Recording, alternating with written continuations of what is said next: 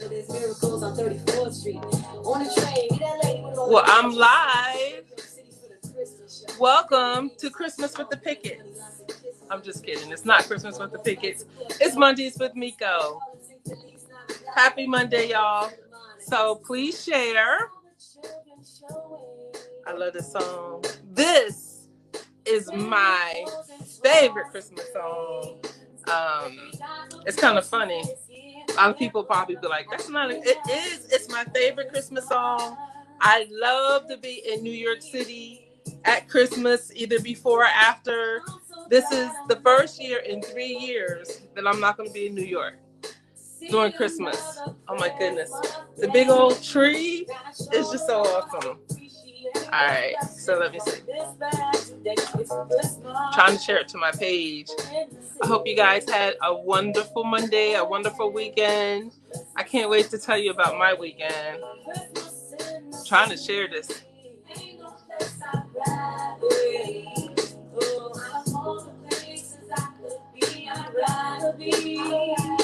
I can't sing, so I'm not going to sing. Especially after I clowned the good pastor about his singing. I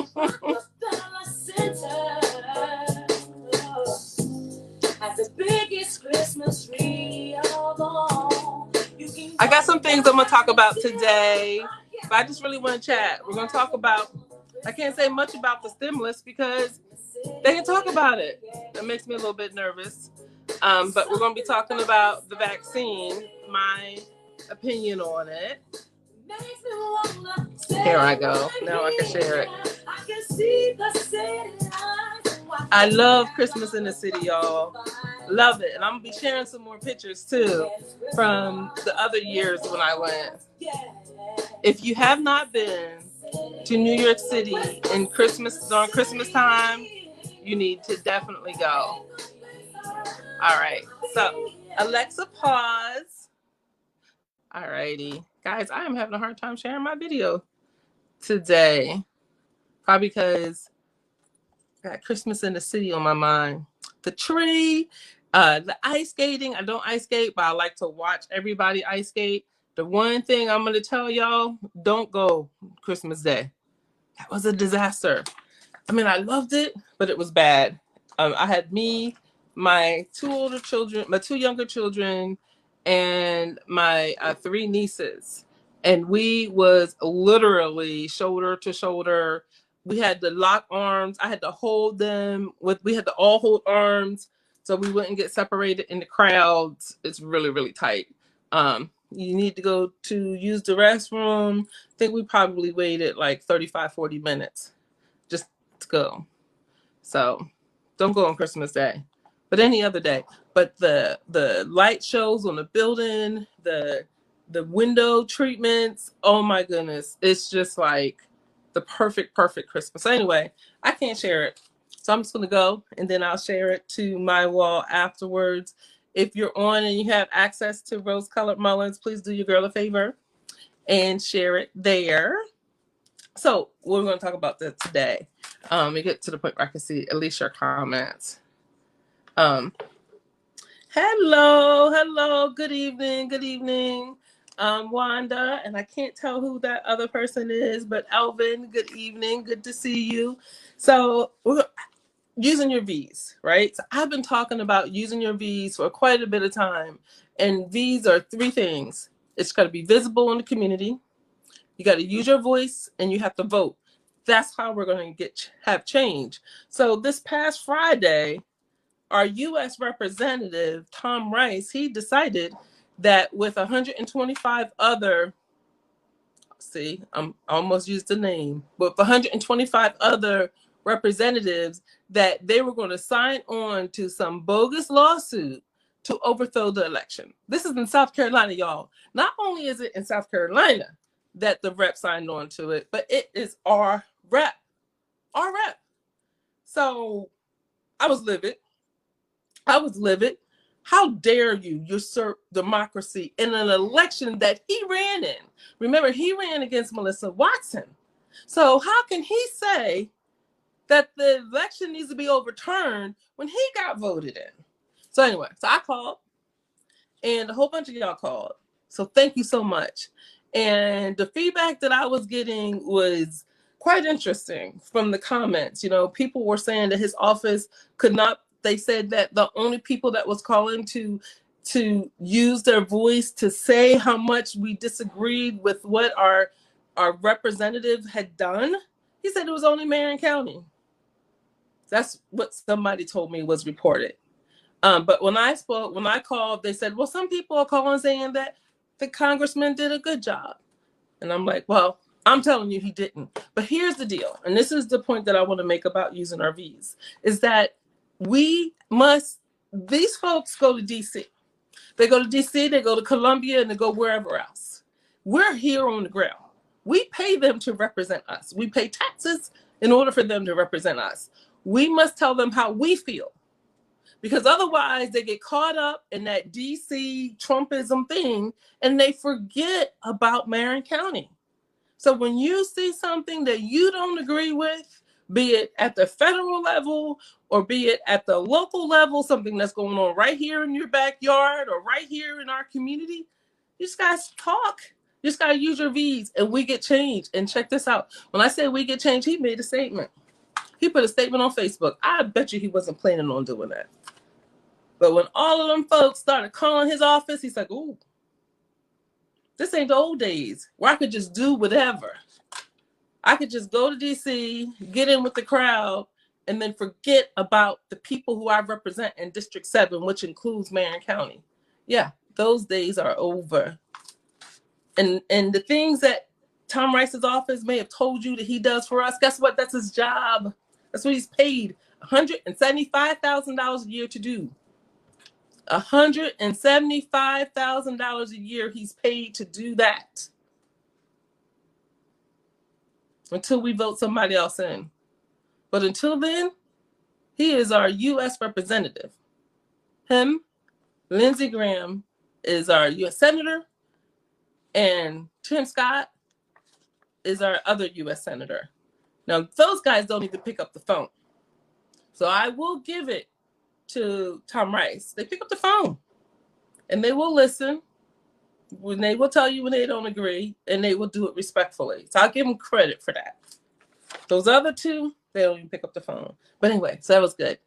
Good exercise in using your V's, guys. And I did want to say, before I get into the other topic, about just this whole general everything that's going on.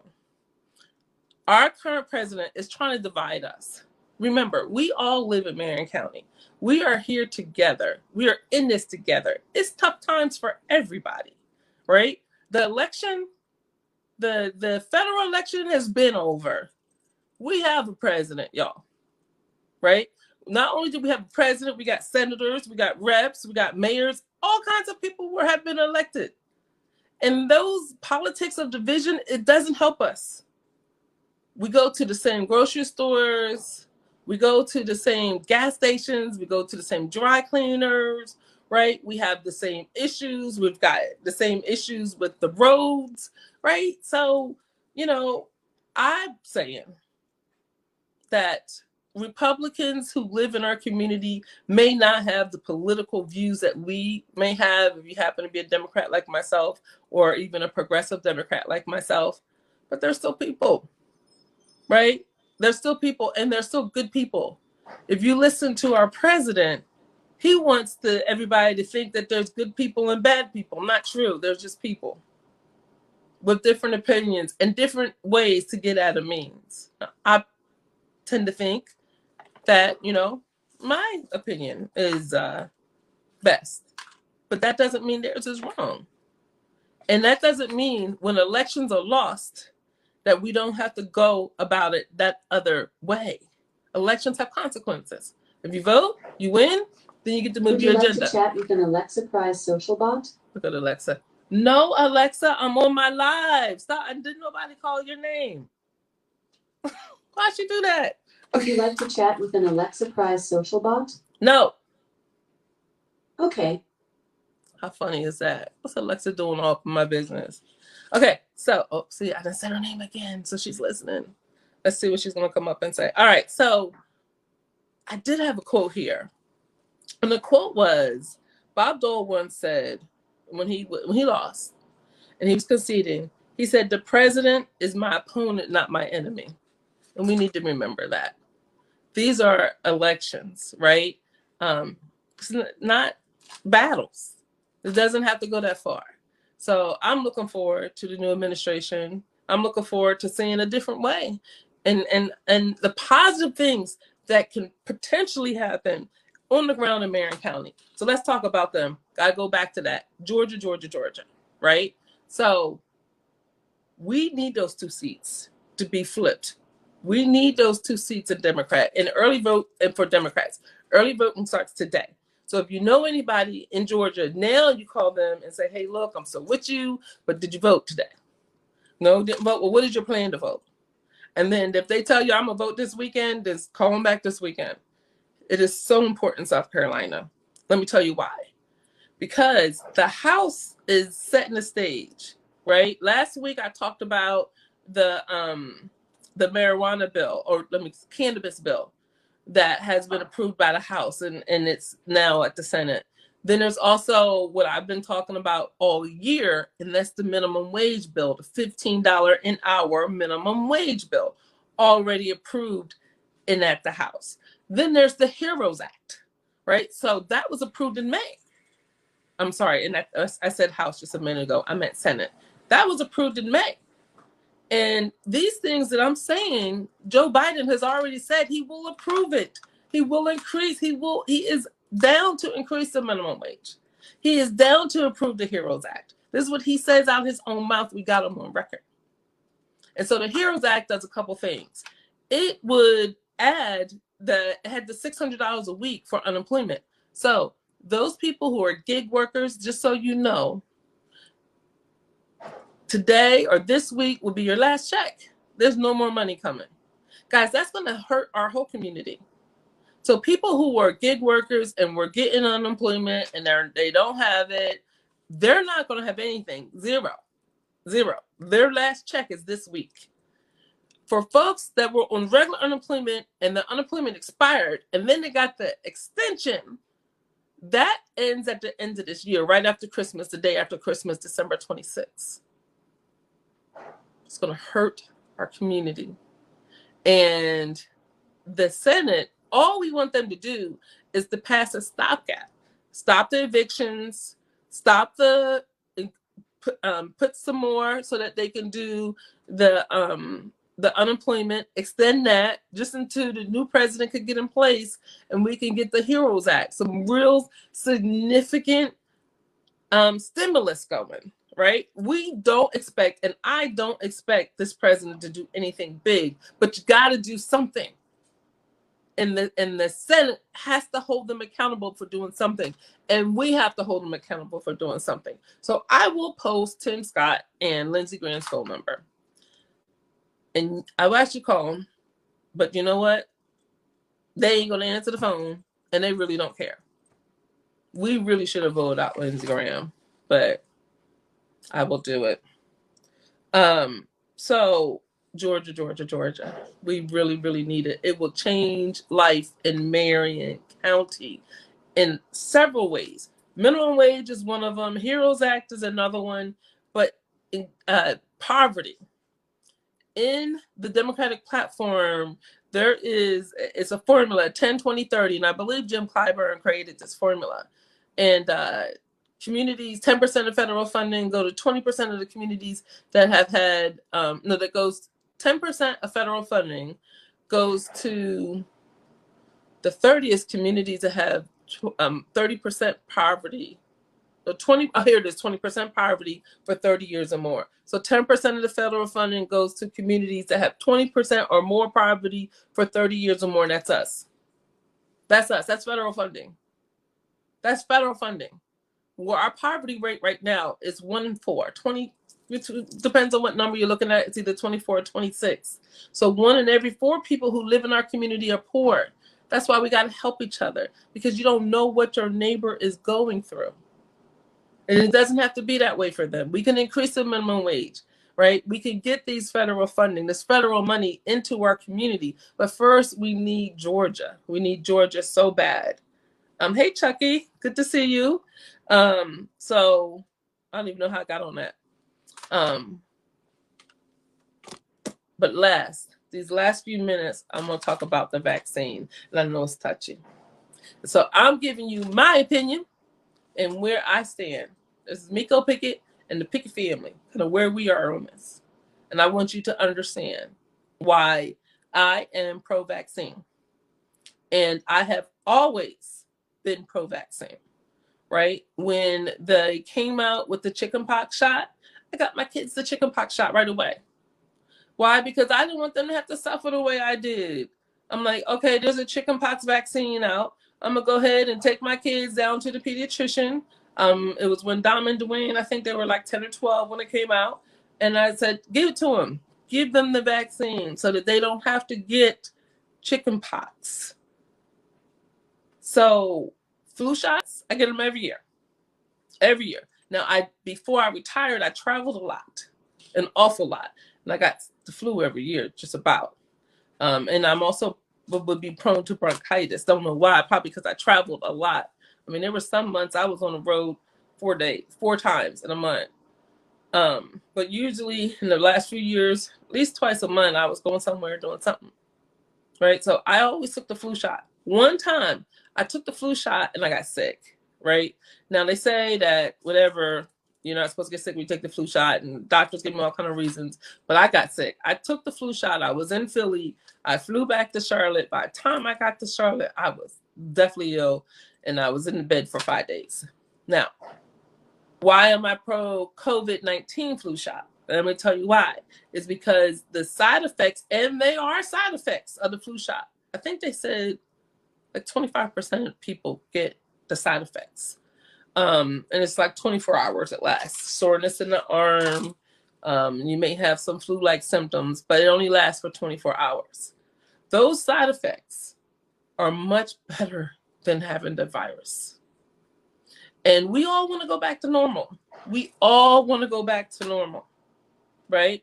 So how are we going to go back to normal without herd immunity?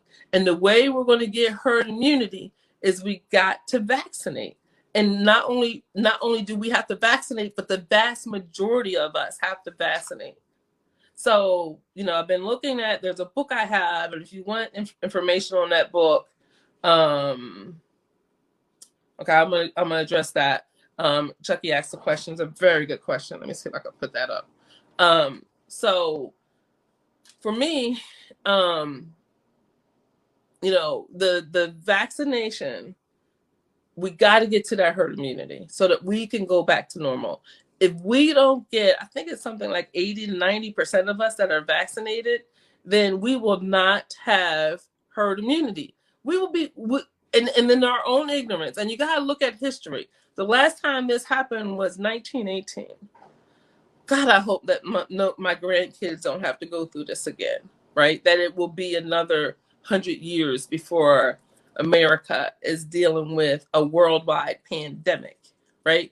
But, we're here now, and we got to act, right? Now, y'all know I don't trust the government. I don't trust the government. I've seen too much stuff lately to trust them. But I trust science. I trust science. How did they do it so fast? I was looking at that, right? And when you're, I'm gonna take it like myself, right? By trade, I was a computer programmer, right? And at the beginning of the project, when I was working on a project, we work regular hours, right? We work regular hours. We're working on our code. Then when it comes down to crunch mode, we're 24 hours. And it always was that way, where we had to work. Well, these poor scientists, and one of them is a Black woman, they have been working night and day because this is unprecedented. And we are not like 1918. We are 2020. So our scientists have access to technology, things that could speed this whole thing up. Praise God. Praise God. They did a trial. Not everybody was in the trial. So I want to go ahead and address my opinion on what Chucky just posted. He said, what are your thoughts on the vaccine mixed with underlying conditions? So, and I can only talk about myself, right? So the only underlying condition that I have, I don't take any medicine. I'm 51 years old. The only underlying condition I have is I'm fluffy. I'm a fluffy girl, right? But otherwise, I'm healthy. So I don't have any of those underlying conditions. Now, if I had underlying conditions such as high blood pressure, I would take it. Let me tell you why. Because what I was saying earlier, you take that vaccine, the side effects from the vaccine are a lot worse than actually getting the illness, than getting sick. Remember, I lost my grandfather to the illness. He was in a nursing home. He lived a long life, but he's not here. My daughter had coronavirus, and she's at campus. She's in college at East Carolina, and she came home this last week. She had it in August. I saw her for the first time since she had coronavirus in person this weekend, and she's been telling me her story. And y'all, if I would have known what my daughter had to go through, I would have been in Greenville. And she was like, I know, Mom, but you would have been affected, so I wasn't telling you. So she wasn't telling me the way she was struggling, but she's telling me now. And she still has lingering issues from having the virus. And the antibodies that you get from having the virus only last 90 days. They don't know. But if you get the vaccine, it's not 90 days. You get both those shots. You don't have to worry about, okay, I had it 90 days ago, I'm going to get it again. And there have been people who have gotten the virus twice. My daughter's terrified of having to go through that twice. And now that I know what she went through, I'm terrified of just the thought that my daughter will have to go through that again, or that I will have to go through that, or that my son, my children, or my husband, right? So don't get me wrong. I know God has a plan. And if his plan is for me to get it before I get the shot, okay. But he sent a vaccine. He gave scientists the knowledge to create a vaccine that can save lives. In Marion County, we've lost too many. We've lost people who are the pillars of our community. I don't need to name those names. You know who they are. They're not here. They're not here. So we get a shot. Our arm hurts. Maybe you have a fever or chills or whatever, right? But we got to do it. We got to do it for ourselves. We got to do it for our family. We got to do it for our community. So that's my opinion. Let me see. Chucky, he has an opinion. Yeah, Chucky, we got to do it. And truthfully, because I don't have underlying conditions, who knows when my time will come up. But let me tell you, if I get an opportunity to get it, I'll be the first one in line. First one in line. We have to do it. And a little side story. So I actually bought, I don't have a lot of money, it's a little bit, but I bought Pfizer stock. So I'm putting my money where my mouth is too. The stock has been going up. So that'd be good. I need Pfizer to be successful. I need Pfizer to be successful so America could be successful, so we can all go back to our lives. We can all go back to hugging each other, and my business can open up again. Y'all, we have a DJ business, my husband and I, and that's what usually pays the bills. So our DJ business, we have DJs, we do corporate events, we do weddings, we do school events, and we have a photo booth business. Nobody doing that now. Nobody's doing that now. And if you are doing it, you got a crowd so small, you don't need DJ. You don't want no photo booth, touching on no photo booth or nothing like that. I need things to go back to normal. I need to go back to normal as soon as possible. So that's my opinion. That's my 2 cents on the vaccine. I might have one more thing. Just food for thought for you before I hang up.